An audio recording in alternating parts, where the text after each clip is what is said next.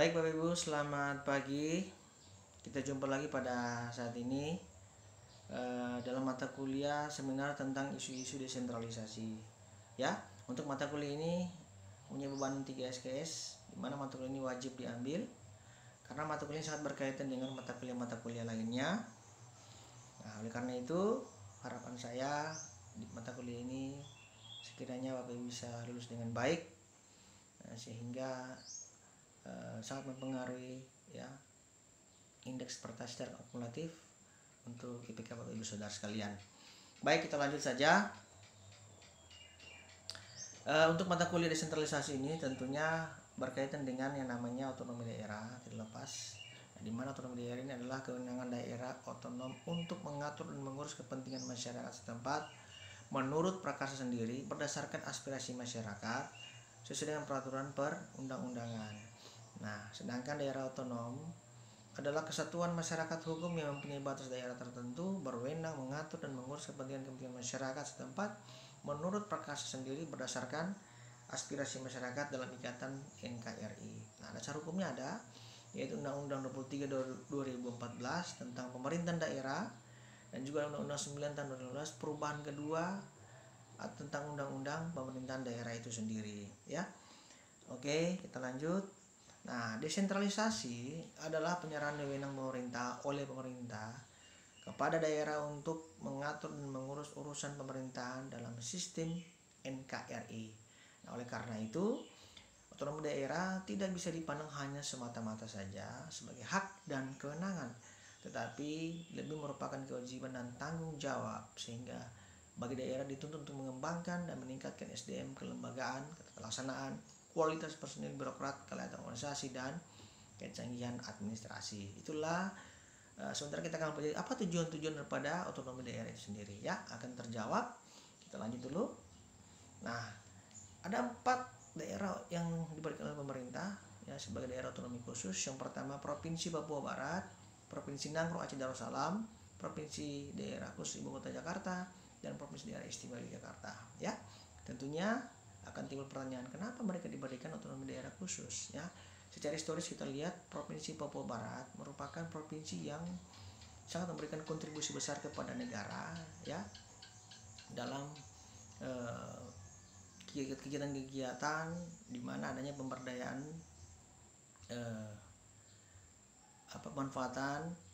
pemanfaatan sumber daya alam, ya, di mananya perusahaan-perusahaan besar seperti Freeport ya yang memberikan kontribusi luar biasa kepada negara, sehingga mereka diberikan diberikan otonomi khusus ya untuk melaksanakan tugas-tugas kewenangan mereka di pemerintahan mereka di tingkat provinsi. Ya, kemudian juga Provinsi Nangro Aceh Darussalam. Secara historis juga kita lihat bahwa Provinsi Nangro Aceh Darussalam melekat dengan sistem adanya syariat Islam, di mana diberikan otonomi khusus untuk melakukan kegiatan-kegiatan yang berkaitan dengan sistem syariat Islam itu sendiri. Kemudian juga ada Provinsi Daerah Khusus Ibu Kota Jakarta.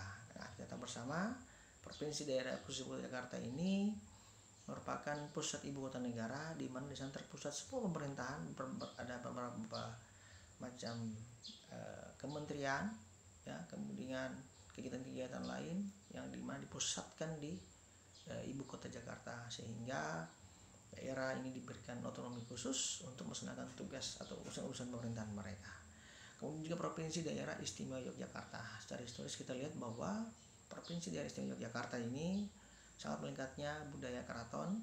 Nah, sehingga dalam melaksanakan sistem pemerintahannya mengkolaborasi antara sistem keraton dengan sistem pemerintahan yang berlaku sesuai dengan peraturan perundang-undangan. Nah, kemudian kita ada 34 provinsi Indonesia, 93 kota madya, dan 415 kabupaten yang ada di seluruh negara kesatuan Republik Indonesia. Oke, kita lanjut. Nah, pemerintahan daerah di sini adalah penyelenggaraan urusan pemerintahan oleh pemerintah daerah dan DPRD menurut asas otonomi dan tugas membantu dengan prinsip-prinsip otonomi seluas-luasnya dalam sistem prinsip negara Indonesia sebagaimana dimaksud dalam Undang-Undang Dasar Negara Republik Indonesia tahun 1945. Nah, pemerintahan daerah adalah gubernur, bupati, wali kota, dan perangkat daerah sebagai unsur penyelenggara yang ada di tingkat daerah, ya. Nah, memang kalau kita lihat ya, siapa saja pemerintah daerah ya, kalau namanya Muspida ya, musyawarah pimpinan daerah, sekarang diganti lagi istilahnya dengan Forkopimda ya, forum komunikasi pimpinan daerah, di mana di tingkat provinsi ada gubernur, ada ketua DPRD ya, ada Danrem, ada Kapolda ya, ada Kejaksaan Tinggi. Nah, itu yang dimaksud dalam satuan organisasi atau Forkopimda, forum komunikasi pimpinan daerah. Nah, kemudian tingkat kota madya dan kabupaten, adanya bupati, adanya ketua DPR, adanya Kapolres atau Kapolresta, adanya Dandim dan Kejari ya. Seperti itu. Nah, Bapak Ibu sekalian, tentunya dalam pelaksanaan undang-undang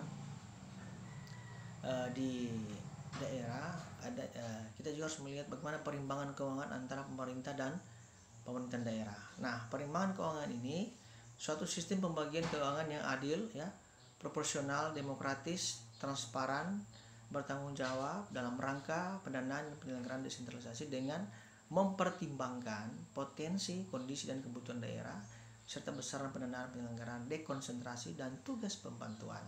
Nah, pendapatan daerah adalah semua hak daerah yang diakui dalam menambah nilai kekayaan bersih dalam periode tahun anggaran yang bersangkutan ya. Setiap tahun APBN dikucurkan ke daerah.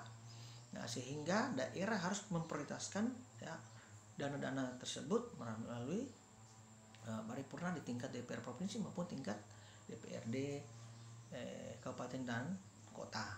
Nah, sehingga penyelenggaraan pemerintahan dapat berlangsung dengan baik. Oke, kita lanjut singkat-singkat saja. Ada asas otonom daerah. Yang pertama ada desentralisasi, ada dekonsentrasi. Yaitu desentralisasi adalah penyerahan wewenang pemerintah dan perintah pada daerah untuk mengatur dan mengurus urusan pemerintahan. Ada dekonsentrasi adalah pelimpahan wewenang pemerintahan pada gubernur sebagai wakil pemerintahan dan atau kepada instansi vertikal di wilayah tertentu. Oke. Kemudian 3 ada tugas pembantuan. Nah, adalah penugasan dari pemerintah pada daerah atau desa dari pemerintah provinsi pada kabupaten kota dan atau serta pemerintahan kabupaten kota kepada desa untuk melaksanakan tugas-tugas tertentu. Nah, artinya desa ini dipertimbangkan karena memang sekarang di tahun-tahun kemarin ya APBN itu sangat besar dikucurkan untuk pendanaan desa. Misalnya contoh ada dana desa, ada alokasi dana desa, di mana itu semua tujuannya untuk melaksanakan pembangunan di tingkat daerah baik provinsi kabupaten terutama ke tingkat desa.